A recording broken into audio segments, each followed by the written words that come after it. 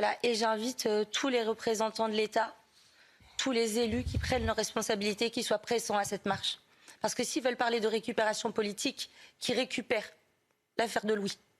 C'est à eux de s'en saisir maintenant. Donc ça, c'est l'attente du Louis qui s'est fait tuer donc, par cette bande de fils d'op là, qui l'ont tabassé, etc. Il faut savoir que cette récupération politique, elle n'aura pas lieu, les amis. Vous savez pourquoi? Il y a juste à voir les noms en fait, des gens qui l'ont agressé. Jordan, Lucas, Mathias, Isaac et Kylian. Alors j'ai été m'intéresser un petit peu aux 5 profils. Ils correspondent pas vraiment au profil de la récupération politique assez commune que l'on a dans notre cher pays. Et en plus, c'est dommage, c'est qu'il y en a certains d'entre eux qui ne se cachaient pas de voter Rassemblement National dans notre pays. Donc du coup, le problème, c'est que le discours et le narratif ne fonctionnent pas parce que les 5 ne s'appellent pas Abdelkader, Mehdi, Mustapha, Mohamed et Rachid. Donc du coup, pour faire de la récupération politique, c'est un petit peu compliqué parce que quand on a appris justement le décès du Louis, on a eu toute l'extrême droite qui est arrivée en nous disant blablabla, les racailles du pays, blablabla, comme d'habitude, jusqu'à ce que les prénoms sortent. Alors ce qui est assez hallucinant, c'est que dans le profil de ces 5-là, c'est qu'il y a une diversité totale. C'est fou. Ça montre à quel point aujourd'hui, le problème d'insécurité de notre pays et de violence ne vient pas de l'immigration et ne vient pas de l'origine des personnes. Bon, je sais déjà que dans les commentaires, vous allez me choper la tête d'un des profils qui ressemble à un rebeu de quartier. Je le sais déjà, vous allez me faire que des gifs là-dessus. Mais mettez la tête des 5, les gars, et vous verrez bien qu'on est très loin de votre narratif raciste que vous mettez dans le pays toute l'année. Parce que les 5 que je viens de vous citer sont plus proches du profil de Jérôme Barella que de Mohamed Amra, les gars.